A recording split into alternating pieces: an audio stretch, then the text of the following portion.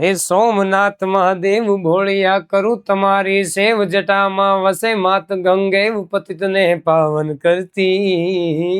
सोमनाथ महादेव भोलिया करूं तुम्हारी सेव जटा मां वसे मात गंगे पतित ने पावन करती। हे पार्वती ना पति गुण ने रमे गुण नो जती जाप निप जते सती ने जती आरती रोज उतरती आरती रोज उतरती। हे भोला तारी है दादा तारी आरती रोज उतरती। हर हर हर महादेव भोलिया हर हर हर महादेव हर हर हर महादेव भोलिया हर हर हर हर हर हर हर महादेव। केम छो वाला विद्यार्थी मित्रों, मारा सामाजिक विज्ञानना सोल्जर्स धोरण 7 ની અંદર તમારા માટે એક ખૂબ જ મહત્વનું ચેપ્ટર એટલે ચેપ્ટર નંબર 15 અને આ ચેપ્ટર નંબર 15 ની અંદર લોકશાહીમાં સમાનતા આવું અગત્યનું ચેપ્ટર લઈ અને હું જ્યારે આવી ચૂક્યો હોઉં તો તમે પણ તમારા મિત્રોને બોલાવી લો કે ચાલો ગઢવી સાહેબ આવી ગયા છે આપણને ભણાવવા માટે। તો વાલા વિદ્યાર્થી મિત્રો, આજે આપણે સામાજિક વિજ્ઞાન વિષયની અંદર પાઠ નંબર 15 નો અભ્યાસ કરવાના છીએ કે જેનું નામ છે લોકશાહીમાં સમાનતા। હવે સાહેબ, લોકશાહી એટલે શું, સમાનતા એટલે શું? જો કોઈ પણ દેશ હોય ને એ દેશને શાસન કરવા માટેની ચોક્કસ અમુક પ્રણાલી હોય એટલે કે પદ્ધતિ હોય એને। દાખલા તરીકે જો આપણે પ્રાચીન ભારતની અંદર રાજાશાહી હતી કે નહીં? રાજા હોય, પ્રધાન હોય, એને બાદશાહો હતા, વજીર હતા, તો એ રાજાશાહી હતી। અમેરિકાની અંદર પ્રમુખશાહી છે, ત્યાં પ્રમુખ છે। કોણ છે એનો પ્રમુખ અમેરિકાનો? કોમેન્ટ કરો તો, બરાબર ને? અમુક જગ્યાએ તાનાશાહી હોય। કેવી શાહી હોય? તાનાશાહી હોય, બરાબર। એવી રીતે આપણા ભારતની અંદર લોકશાહી છે અને આ લોકશાહી એટલે તમને જો વ્યાખ્યા આવડતી હોય તો મને કહો કોમેન્ટમાં। જો લોકશાહી એટલે શું થાય કહું તમને? લોકો માટે, લોકો વડે અને લોકો દ્વારા ચાલતું જે શાસન હોય ને એને લોકશાહી કહેવામાં આવે છે, બરાબર।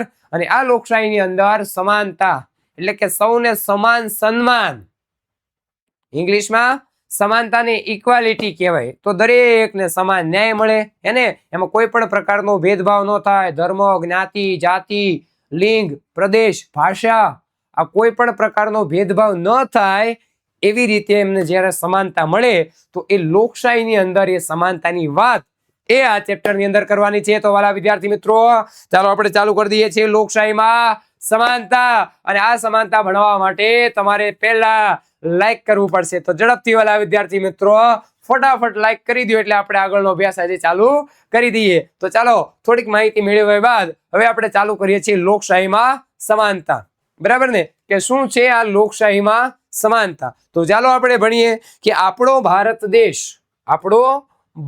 દેશ જે છે ભાઈ, એ આપણો ભારત દેશ એ એક લોકશાહી દેશ છે। કેવો દેશ છે ભાઈ? તો કે લોકશાહી દેશ છે। વિશ્વની અંદર સૌથી મોટી લોકશાહી ધરાવતો આપણો દેશ, વિશ્વની અંદર સૌથી મોટી લોકશાહી ધરાવતો દેશ કયો? તો કે ભારત।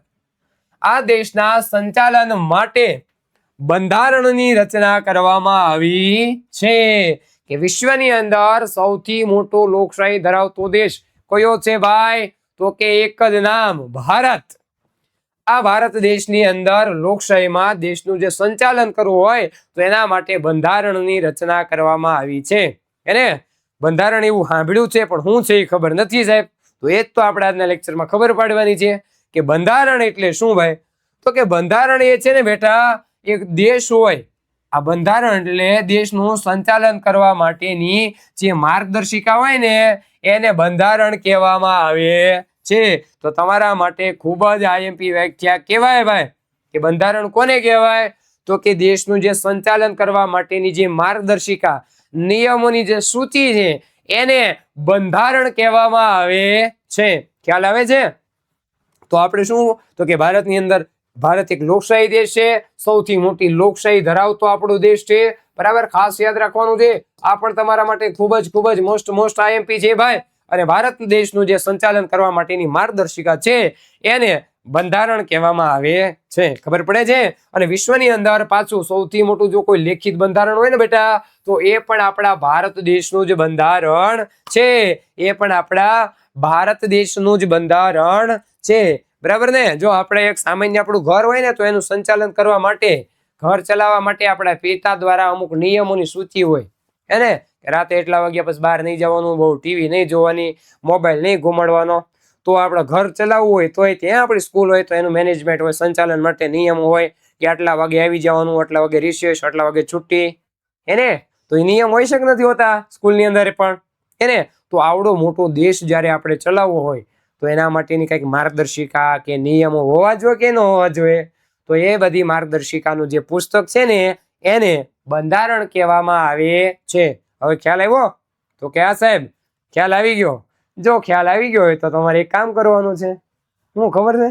લાઈક જેને નથી કર્યું ને એને લાઈક કરવાનું છે, અને બાજુમાં આપેલું બેલ આઇકન બટન છે ને ટંગ કરી ટંગ એ દબાવી દેવાનું છે, જેથી કરીને આપણા આવતા વિડીયો તમને તરત ઝડપથી મળી જાય. તો વાલા વિદ્યાર્થી મિત્રો, સૌથી મોટું વિશ્વનું જો કોઈ બંધારણ હોય લેખિતમાં તો એ આપણા ભારત દેશનું બંધારણ છે. બંધારણની વ્યાખ્યા, લોકશાહી, આપણો દેશ, આમાંથી 2-3 પ્રશ્નો નીકળી રહે છે ભાઈ. કેટલું આઈએમપી તમારા માટે? વાહ ભાઈ વાહ સાહેબ વાહ. પ્રશ્ન આવશે એટલે મારા વાલા વિદ્યાર્થી મિત્રોને આવડશે જ. હવે શું કહેવા માંગે છે આગળ? તો કે ભાષા. આપણી ભાષા કઈ છે? ગુજરાતી સાહેબ. ગુજરાતમાં રહીએ એટલે ગુજરાતી ભાષા છે આપણી માતૃભાષા. પણ જાતિ, ધર્મ અને આર્થિક અસમાનતા આ વચ્ચેનું જે દેશનું સુચારું એટલે કે થાય સારામાં સારું. સુચારું એટલે શું થાય? તો કે સારામાં સારું. ભાષા, જાતિ, ધર્મ અને આર્થિક અસમાનતા વચ્ચે દેશનું સુચારું એટલે કે સારામાં સારું સંચાલન થાય એના માટે બંધારણની અનેક જોગવાઈઓ કરેલી છે. બરાબર ને? કે બંધારણની અંદર ભાષા છે, જાતિ છે, ધર્મ છે, લિંગ છે, આર્થિક અસમાનતા છે ને, ઘણા ગરીબ હોય, ઘણા અમીર હોય, તો આવી બધી અસમાનતા નથી રાખવાની. ભાષામાં તે કોઈ યારે ભેદભાવ જાતિમાં, લિંગમાં, ધર્મમાં ઉચ્ચ નીચ નથી કરવાની એને. તો એ દરેક બાબતમાં આપણા દેશની અંદર સારામાં સારું સંચાલન થઈ શકે એટલા માટે બંધારણની અંદર લખવામાં આવ્યું છે. અમુક જોગવાઈ કરી છે, અમુક નિયમો લખ્યા છે. આપણો દેશ એટલો વિશાળ છે. વિશાળ એટલે થાય મોટો. આપણો દેશ બહુ મોટો છે. વિશ્વની અંદર 7મા નંબરે આપણો દેશ આવે એને. સૌથી મોટો વિસ્તારની દ્રષ્ટિએ ગણો તો વિશ્વમાં 7મા નંબરે આપણો દેશ આવે. વિશાળ તો છે જ, મોટો જ છે, પાછું ભિન્નતા પણ એટલી બધી છે એટલે કે જુદું જુદું એને અલગ અલગ ધરાવતો આપણો દેશ. તેના સંચાલન માટે વિશેષ પ્રકારની જો વ્યવસ્થા ન હોય તો સંચાલન યોગ્ય રીતે થતું નથી. સાચી વાત છે. આપણા ઘરની અંદર કે આપણા સ્કૂલની અંદર જો વ્યવસ્થિત પ્રકારનું સંચાલન માટેના કોઈ નીતિ નિયમો જ ના હોય ને તો એનું જેને મજા આવે ત્યારે અમુક છોકરા 8 વાગે આવે, અમુક 9 વાગે આવે એને, અમુક તો આવે જ નહીં. એટલે એવું નથી કરવાનું. તો નિયમો ના હોય તો સંચાલન સરખી રીતે થઈ શકે નહીં. તો દેશની અંદર પણ આ પ્રકારની વ્યવસ્થા ના હોય તો સંચાલન યોગ્ય રીતે થતું નથી. આવું કેસ આપણા દેશમાં આર્થિક એટલે પૈસાની દ્રષ્ટિએ, સામાજિક એટલે સમાજની દ્રષ્ટિએ, ધાર્મિક એટલે ધર્મની દ્રષ્ટિએ ભિન્નતા છે એટલે અલગ અલગ છે, તફાવત છે. ભિન્નતા એટલે અહીંયા શું થાય? તો કે તફાવત. શું થાય બેટા? તફાવત. આપણા દેશમાં આર્થિક રીતે તફાવત છે. કોક ગરીબ છે, કોક અમીર છે. સામાજિક રીતે તો કે સમાજમાં ઘણાનો હોદ્દો ઊંચો છે, ઘણાનો નીચો છે. ધર્મમાં કોકનો ધર્મ આ છે, કોકનો આ છે, અલગ અલગ ધર્મ છે. બધામાં તફાવત છે સાહેબ. હોવા છતાંય સૌને સમાન તક મળી રહે એના માટે આપણું બંધારણ તૈયાર કરવાના સૌએ બંધારણનું ધ્યાન રાખ્યું છે કે બધું અલગ છે ભાઈ, તફાવત છે, પણ જ્યારે એ બધાને ન્યાય આપવાની વાત આવે, બરાબર ને, આટલી બધી ભિન્નતા કે તફાવત હોવા છતાં સમાન તક આપવામાં આવે, મોકો આપવામાં આવે, ત્યારે બધાનું ધ્યાન રાખવામાં આવ્યું છે કે કોઈ પણ હારે ભેદભાવ ન થાય, દરેકને સમાન તક મળે ભાઈ. તો આવું બંધારણના ઘડવૈયાઓ હોય, બંધારણ તૈયાર કરનારા લોકો જે છે એને ખાસ ધ્યાન રાખ્યું છે. તો તમે પણ શું ધ્યાન રાખો છો તમારા અભ્યાસમાં, વાંચવામાં, લખવામાં, ટ્યુશનમાં કે પછી આપણા લેક્ચર જોવામાં શું ધ્યાન રાખો છો? કે આપણે નિરાયતે લેક્ચર જોવા જોઈએ, બુક પેન લઈને નોટ કરવું જોઈએ, લેક્ચરની આપણને નોટિફિકેશન મળે એટલે આપણે લેક્ચર જોઈ નાખવાનું, બરાબર ને?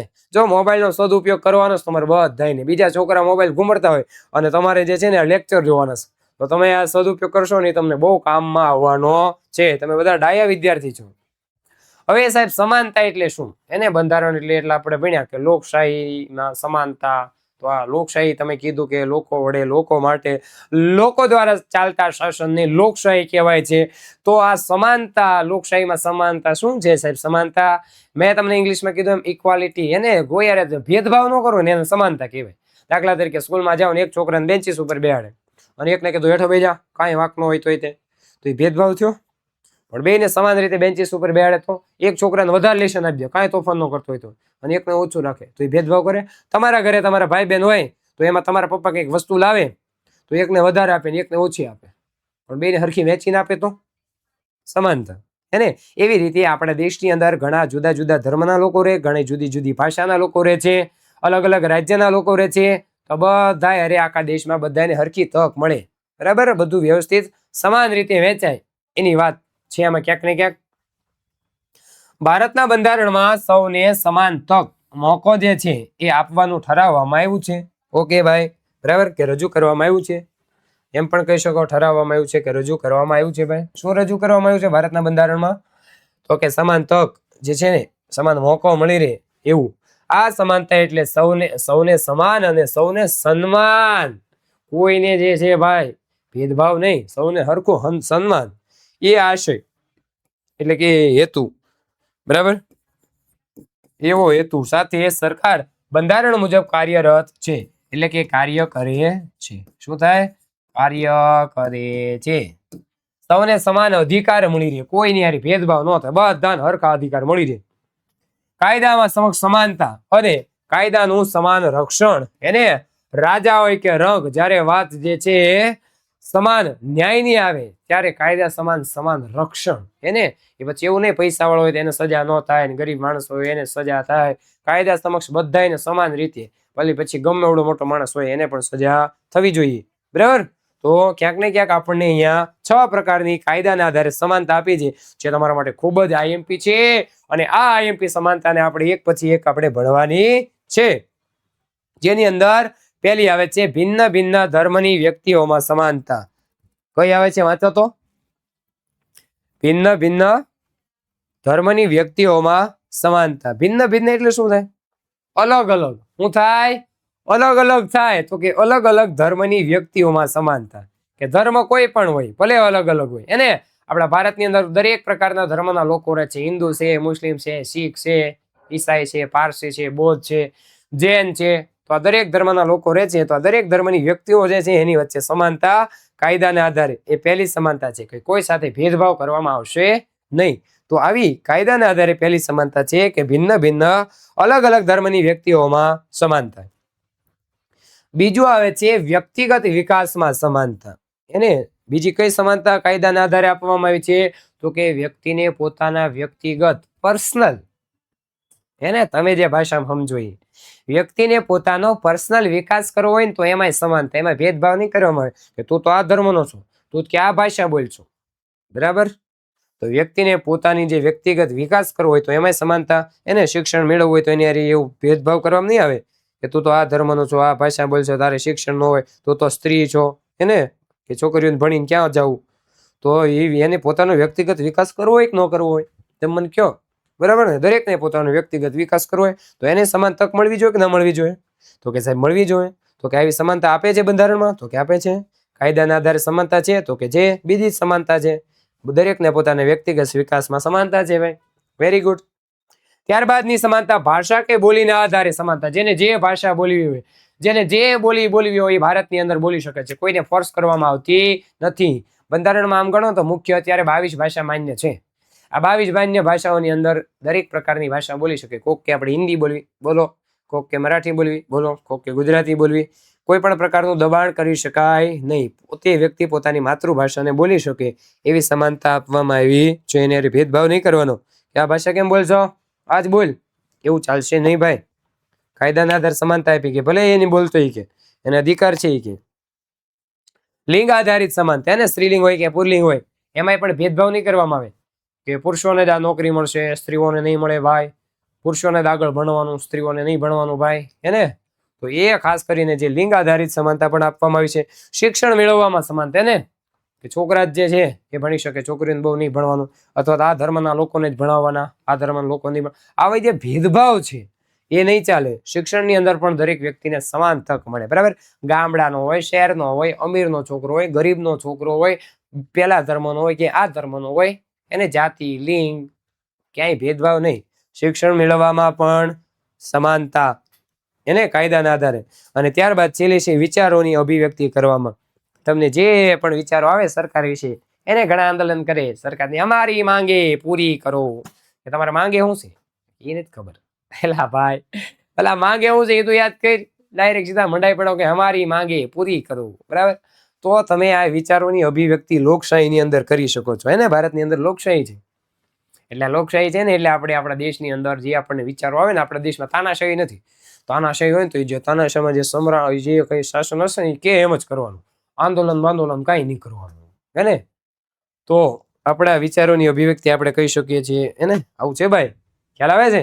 તો સમાનતા વિશેનો આપણે પરિચય મેળવ્યો કે સૌને સમાન ન્યાય સન્માન મળી રહે એના માટે બંધારણની અંદર અને ખાસ તો કાયદાની અંદર આવે 6 પ્રકારની, જેમાં ભિન્ન ભિન્ન ધર્મ વ્યક્તિઓની સમાનતા, ભાષા કે બોલીના આધારે સમાનતા, શિક્ષણ મેળવવામાં સમાનતા, વ્યક્તિગત વિકાસમાં સમાનતા, લિંગ આધારિત સમાનતા, વિચારોની અભિવ્યક્તિ કરવામાં સમાનતા વિશે આપણે માહિતી મેળવી. હવે ભણીએ છીએ આગળ, અને આગળ જતા પહેલા તમે લાઈક કરવાનું બાકી રહી ગયું તો તમારે લાઈક કરવાની છે. આ ચેનલને તમારા મિત્રો સુધી પહોંચાડવાની છે. બાજુમાં આપેલું બેલ આઇકનનું બટન તમારે દબાવી દેવાનું છે.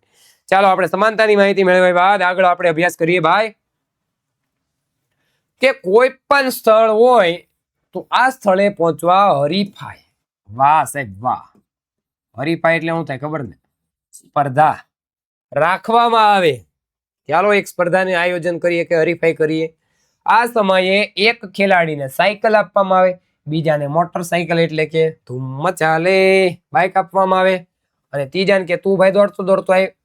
એટલે આ કેવું કે હરીફાઈ કરવાની, સ્પર્ધા કરવાની, કે અહીંથી લઈને 500 મીટર સુધી પહોંચવાનું છે.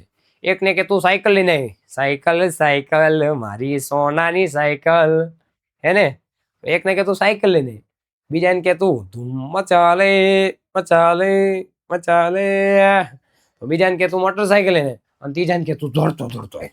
પેલા સ્પર્ધા પછી કે કોણ જીત્યું, તો કે બાઇક વાળો જીતી ગયો. એટલે એ સમાનતા થોડી કહેવાય, તમે એની હારે અસમાનતા કરો છો. બરાબર ને? તો હરીફાઈ સ્પર્ધા રાખવામાં આવે. આ સમયે એક ખેલાડીને કે તું સાયકલ લઈને આવી ભાઈ તારી સોનાની સાયકલ, બીજાને કે તું આપણે કામ કર મોટરસાયકલ લઈ લે, અને ત્રીજાને કે તું દોડતો દોડતો વિયો છે. આવી રીતે હોય તો સમાનતા ન કહી શકાય. એ તો મેં કીધું તમને, એ સમાનતા થોડી કહેવાય ભાઈ, તો અસમાનતા કહેવાય. ને એને ભેદભાવ કર્યો, આવું થોડું હાલે. તઈને કહો તઈને દોડતા દોડતા આવો પછી કોણ જીતે છે, તો એને સમાનતા કહેવાય. તઈને સાયકલ આપો ભાઈ, તમે એકને કહો મોટરસાયકલમાં આવે, એકને કે તું સાયકલમાં આવે, એકને કે તું તો હાવ દોડતો આવજે ઉગાડા પગી, આવું થોડું હાલે. તો એ સમાનતા ના કહેવાય. કાં તો આ ત્રણેયને તમે સાયકલ આપો, કાં મોટરસાયકલ આપો, કાં તો ત્રણેયને દોડતા રાખવામાં આવે, તો એ સૌને સમાન અવસર એટલે કે મોકો અથવા તક અથવા તો મોકો મળ્યો કહેવાય. તો સાચી વાત છે સાહેબ. એવું થાય તો જ સૌને સમાન તક મળે ભાઈ, સૌને સમાન તક, અવસર કે મોકો મળ્યો એવું કહેવાય છે. આપણને એક ચિત્ર આપ્યું છે જેમાં સમાનતા અંગેની વાતચીત કરવામાં આવી છે. એને જો કંઈક જોવે છે ટીંગાઈ ટીંગાઈ, આને કઈ દેખાતું નથી, એને કોમ્પ્લેન પી ગઈ. બરાબર, અહીંયા દેખાણું જોવા છું, હાથ ઊંચા કરે, હા મને દેખાણું કઈ, હું કામ નથી દેખાણું ખબર? આની પાસે એક જ ડબ્બો છે, આની પાસે એક ડબ્બો છે, આની પાસે એક ડબ્બો છે. આ સમાનતા છે, આ ન્યાય છે. તો ન્યાય કર્યો, હું ન્યાય કર્યો. તો કે આને ડબ્બા વગેરે દેખાય, આ દેખાણું. વાહ સાહેબ વાહ. બરાબર ને, ડબ્બા વગર એને દેખાણું ભાઈ, તો કે દેખાણું ને. બરાબર, એટલે એ ન્યાય કરશે અને એક ડબ્બો આને આપી દેશે. તો એને બિચારા નહોતું દેખાતું, એ દેખાવા માંડ્યું. તો સમાનતા અને ન્યાય સમજવા માટે આ નવો દ્રષ્ટિકોણ છે કે સમાનતા તો ખરી જ, પરંતુ જે છે ન્યાય એ પણ એટલો જ જરૂરી છે. બરાબર ને, જ્યારે તમારે જરૂર ના હોય ત્યારે બીજાને તમે ખાસ કરીને જે છે ન્યાય કરવો જોઈએ ને. તો આ ક્યાંક ને ક્યાંક આ પાછી અસમાનતા નો કહેવાય. લે કે મારી એક કે નહીં, આને બબ્બે ડબ્બા એવું થોડો લે મને આપી દો. બરાબર ને, તો એવી વાત કરવામાં આવે છે. બરાબર, ચાલો આગળ. આપ સૌએ સરળતાથી સમાનતા અંગે સમજી શક્યા હશો. અહીં સુવિધા પૂરી પાડવી અને એની સાથે યોગ્ય રીતે અમલ કરી શકાય તો જ સમાનતા પ્રાપ્ત થાય. સુવિધા પૂરી પાડી પણ યોગ્ય રીતે અમલ કરી શકાય. બરાબર ને, તો એ અમલ કરવો જોઈએ.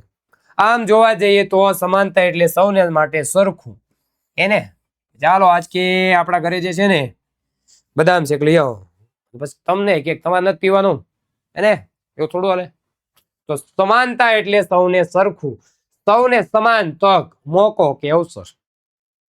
સૌને સમાન તક, મોકો કે અવસર. ભણવા માટે પણ હોય એને તમને કહેતો ચાલો તમારે કાલથી સ્કૂલે નથી જવાનું કે બરાબર, એવું થોડું હાલે.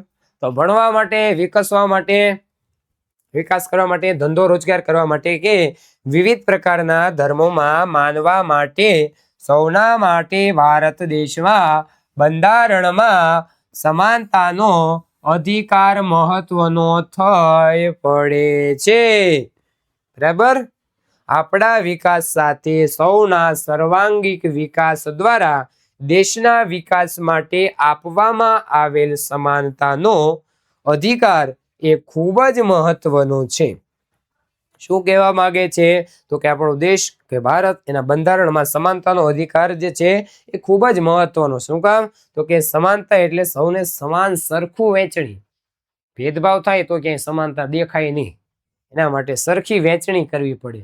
વિકાસ કરવો હોય એને તો ભણવું હોય, ગણવું હોય, ધંધો રોજગાર, તો દરેકની અંદર સમાનતા જરૂરી છે. અને આપણા સ્વમાનને જાળવી રાખવા માટે પણ સમાનતાનો અધિકાર ખૂબ જ જરૂરી છે. કે આપણું સ્વમાન જાળવવું હોય એને તો આ સ્વમાન જાળવવા માટે પણ સમાનતાનો અધિકાર. તમારે કોઈ ભેદભાવ કરે તો તમને ગમશે નહીં? ગમે. તરત જ તમારું સ્વમાન ઘવાશે, એને તમને ખોટું લાગશે. તો એ તમને ખોટું ન લાગે, તમારું સ્વમાન જળવાઈ રહે, એના માટે પણ સમાનતા જરૂરી છે. તમારે કોઈ ભેદભાવ કરે તમને ના ગમે ને, તો એવી રીતે પોતાનું સ્વમાન જળવાઈ રહે એના માટે પણ સમાનતા જરૂરી છે. બરાબર ને? ખબર પડી તમને હવે? ઓકે, હાલો આગળ જઈએ. વાવ, ખબર છે આપણે જે ભણીએ છીએ ને એ પછી તમારે રિવિઝન માટે જોતું હોય ને તો આ એપ્લિકેશન ડાઉનલોડ કરી રાખવાની છે. તમારે કોમેન્ટ કરવાની છે કેટલાય ડાઉનલોડ કરી નાખી. બરાબર ને? પછી ભણીએ ને બધું આમાં મૂકવામાં આવશે. સરે શું શું ભણાવ્યું, પછી એક્ઝામ એને બેઠા બેઠા નિરાયત રિવિઝન કરવાનું. આમાં તમને બધું ફ્રીમાં મળશે. સ્વાધ્યાયનું સોલ્યુશન મળશે, ટેસ્ટ, પાઠ્યપુસ્તકની PDF, આપણી એપ્લિકેશન પ્લે સ્ટોરમાંથી જઈ અને તમે ડાઉનલોડ કરી આવવાની. બરાબર ને? ખબર પડી તમને ભાઈ? ચાલો તો આગળ વધીએ. હવે શું આવે એટલે આગળ શું છે વાંચો તો કે મતાધિકારમાં સમાનતા. મતાધિકાર કોને કહેવાય? મતાધિકાર. હજી લોકશાહીમાં સમાનતા સમજ્યા છે. મતાધિકાર સમાનતા, બીજી સમાનતા એવી કે હા બેટા, બીજી સમાનતા કઈ સમાનતા ખબર છે? મતાધિકાર. મત અધિકાર, મત પ્લસ અધિકાર એટલે મતાધિકાર. એટલે કે મત કયો મત? ચૂંટણીનો મત. એને ચૂંટણી મત દેવા જાય ટપકું કરાવીને આવે, ખબર તમને? તો એ મત અધિકારની વાત છે. એમાં સમાનતા રાખવાની. એમ એવું નહીં કે આને દેવાનું, આને નહીં દેવાનું, આ ધર્મના લોકોને નહીં દેવાનું, આ જ્ઞાતિ નહીં દેવાનું, ફક્ત પુરુષોને જ દેવાનું, સ્ત્રીને નહીં દેવાનું, ભણેલાને જ મત દેવાનું, અભણને નહીં દેવાનું, આ ભાષા બોલે એને જ મત દેવાનું, એવું કીધું હોય હે? તો એવી રીતે ના હોવું જોઈએ. તો મતાધિકારની અંદર સમાનતા. આપણે જોયું કે બંધારણમાં સૌને વિવિધ પ્રકારની એટલે કે જુદી જુદી, શું થાય? તો કે જુદી જુદી પ્રકારની સમાનતા આપવામાં આવી છે. એને આપણે જોયું ને. હવે લોકશાહી એટલે શું? એ તમારા માટે મોસ્ટ આઈએમપી છે બે. કે લોકોનું લોકો વડે. બરાબર ને? આપણે પેનનો કલર બદલી નાખીએ. તમારા માટે most most most most IMP વ્યાખ્યા હોય ને ભાઈ, તો એ છે લોકશાહીની વ્યાખ્યા.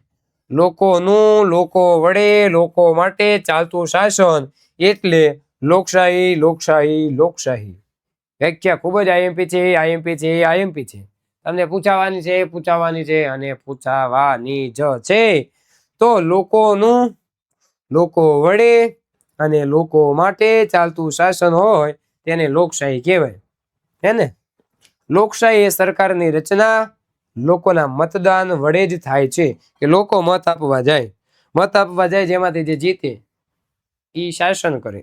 તો એ કેવી રીતે જીતે? તો કે લોકો પોતે જ મત આપવા જાય. લોકો નક્કી કરે કે આ માણસને આપણે વડાપ્રધાન, આ માણસને આપણે જે છે એ મુખ્યમંત્રી, એને તો એ ચૂંટણીમાં મત આપે તો એ લોકોનું લોકો વડે લોકો જ્યાં મત દેવા જાય અને લોકોનું શાસન. આ બધું જે શાસન જે છે એ લોકોનું શાસન છે. કારણ કે જે શાસન કરે છે, જે વડાપ્રધાન છે, એને પસંદ કોને કર્યો? હે?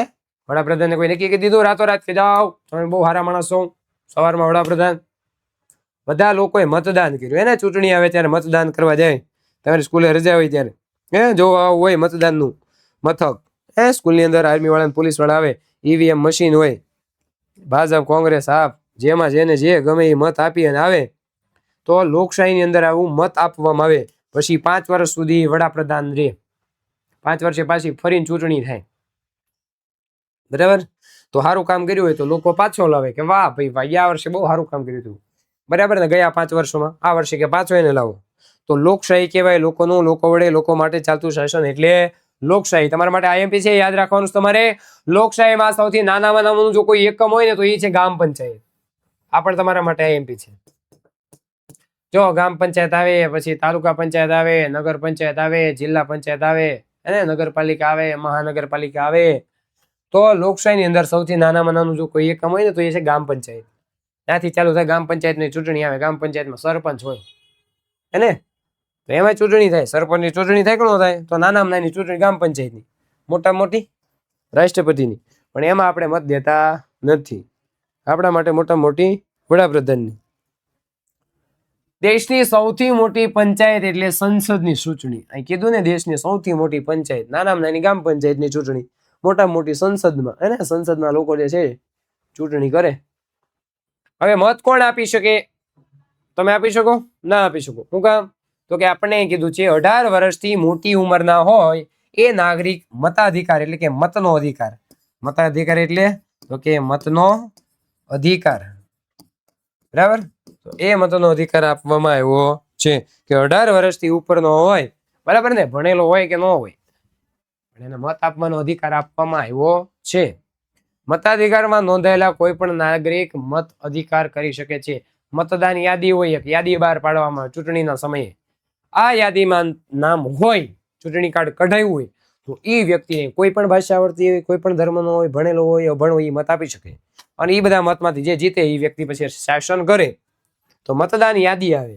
આ યાદી માટે ચૂંટણી કાર્ડ કઢાવવું પડે, નામ નોંધાવવું પડે, ભારતનો નાગરિક હોવો જોઈએ, એટલા માટે મતદાન કરી શકે છે. ધર્મ, ભાષા, લિંગ, બોલી, આર્થિક વિવિધતા. આપણા દેશમાં ધર્મ, ભાષા, લિંગ, બોલી અને આર્થિક વિવિધતાઓ વચ્ચે મતદાન સૌને બંધારણમાં સમાનતા આપવામાં આવે છે. કે કોઈ પણ ધર્મનો વ્યક્તિ હોય ભાઈ, કોઈ પણ ભાષાનો વ્યક્તિ હોય, અને કોઈ પણ લિંગ હોય, બરાબર ને, સ્ત્રીલિંગ, પુલ્લિંગ, નપુંસકલિંગ, કોઈ પણ બોલી બોલતો હોય, કાઠિયાવાડી બોલે, સુરતી બોલે, આર્થિક રીતે ગરીબ હોય કે અમીર હોય, બધાને મત દેવાનો સમાન અધિકાર, કોઈ હારે ભેદભાવ નહીં. દરેકને મતદાન કરવાનો અધિકાર છે. દરેક વ્યક્તિ મતદાન કરી શકે, કોઈ હારે ભેદભાવ નહીં. મતદાન કરવાનો અધિકાર અંગે રોચક વિગતો પણ સામે આવે છે. કે મતદાન એટલે આપણને રસ પમાડે તેવી. રોચક એટલે કેવી થાય?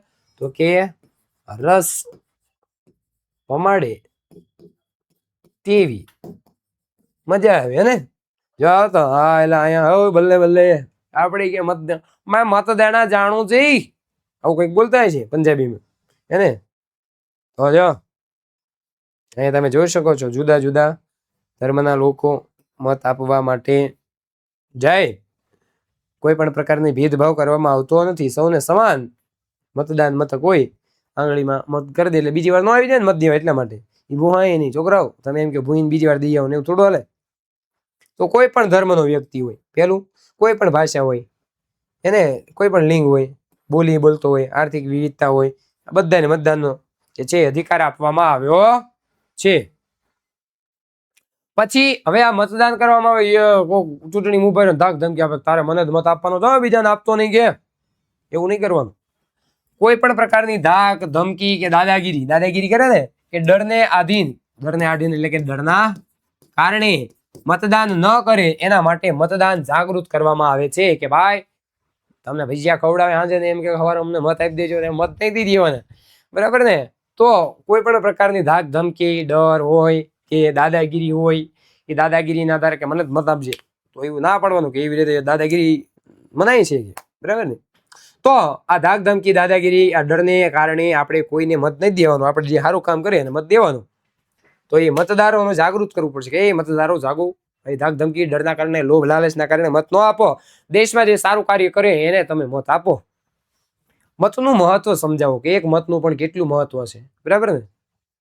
એક મત માટે પણ માણસ ચૂંટણી હારી જાય છે. એને ભારતમાં એક એવા વડાપ્રધાન હતા, એક મત હાટું તો રહી ગયા હતા અને વડાપ્રધાન બન્યા નહોતા.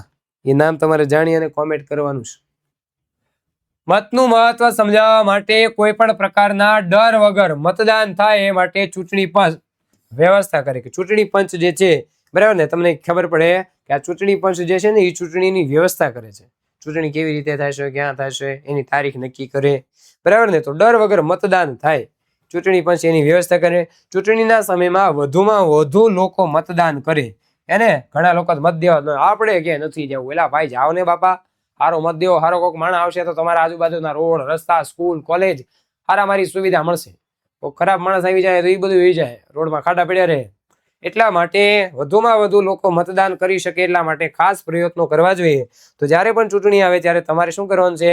તો કે તમારે તમારા મમ્મી પપ્પાને, મોટા વડીલોને કહેવાનું છે કે હવે તમારે મત દેવા જવું જોઈએ, બરાબર ને? મત દેશો તો કોઈ સારો એવો વ્યક્તિ આવશે અને સારા કાર્યો કરશે, બરાબર? તો એવું કહેવાનું જ તમારે, કહેશો ને?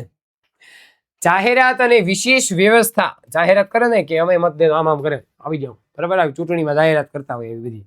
તો જાહેરાત અને વિશેષ વ્યવસ્થા થકી મતદારોને જાગૃત કરવામાં આવે છે. મતદારોને જાગૃત કરવામાં આવે છે. ચૂંટણી પણ તટસ્થ રીતે કોઈની ભેરીમાં નહીં. ચૂંટણી પંચ કહે કે આપણે આ પક્ષમાં નહીં, આ પક્ષમાં નહીં, એવી રીતે કામ કરે છે. ભારત દેશમાં નોંધાયેલા સૌ મતદાનો મતદાન કરી શકે એના માટે ખાસ વ્યવસ્થા કરવામાં આવી છે. બધા જ કે મતદાન કરી શકે. પછી મહિલા હોય તોય ભલે, અપંગ હોય તોય ભલે, વૃદ્ધો હોય તોય ભલે, બધાને કે મત દેવાનું છે. જુનાગઢની અંદર અત્યાર સુધી એક બાપુ ત્યાં હતા જંગલમાં, એ એકલા જ હતા, એક જ મતદાન હતું, છતાંય જે છે એ ત્યાં બૂથ, એ જે મત આપવાની જગ્યા હોય ને એને બૂથ કહેવાય. એ બૂથ દર વર્ષે ત્યાં યોજાતું અને બાપુ એકલા મત દેતા. એક મતની કિંમત એ બહુ હતી. તો સૌ મતદાન કરી શકે એટલા માટે ખાસ વ્યવસ્થા કરવામાં આવી છે. મહિલાઓ માટે પણ વિશેષ મતદાન મથકો હોય, અલગ જ હોય, કાંઈ ખાલી મહિલાઓને મત દેવા આવવાનું, પુરુષો નહીં આવવાનું. દિવ્યાંગ વ્યક્તિ હોય એટલે અપંગ, એને આ દિવ્યાંગ વ્યક્તિઓ જે છે એના માટે વ્હીલચેરની વ્યવસ્થા કરવામાં આવે, રેમ્પની વ્યવસ્થા કરવા, સહાય કર્મી જે છે એ સહાય કરવા માટે 2-3 ઊભા હોય, એ વિશેષ સુવિધા કરવામાં આવે છે, જેથી કરી અને દરેક વ્યક્તિઓ જે છે એ મત આપી શકે. તમારે પણ આવા કોઈ દિવ્યાંગ વ્યક્તિઓ હોય તો એની મદદ કરવાની છે. કરશો કે નહીં કરો ભાઈ? દિવ્યાંગ વ્યક્તિઓ હોય, બિચારા કોઈ ચાલી ના શકતા હોય, બોલી ના શકતા હોય, તો એની મજાક ઉડાડવાની જગ્યાએ આપણે એની મદદ કરવાની છે. ખબર પડી?